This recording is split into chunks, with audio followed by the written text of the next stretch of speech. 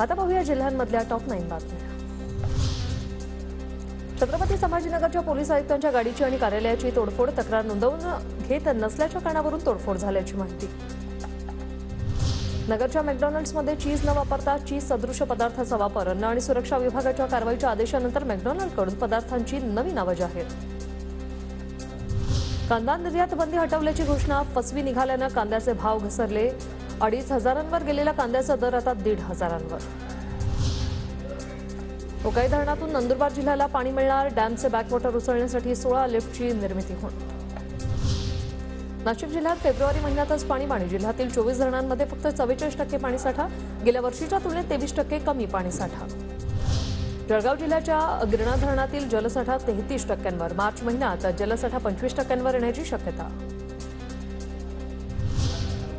रत्नागिरीतील ऐतिहासिक जयगड किल्ल्याचा बुरुज ढासळला, जिल्हा प्रशासनाची जयगड किल्ल्यावर जाऊन पाहणी।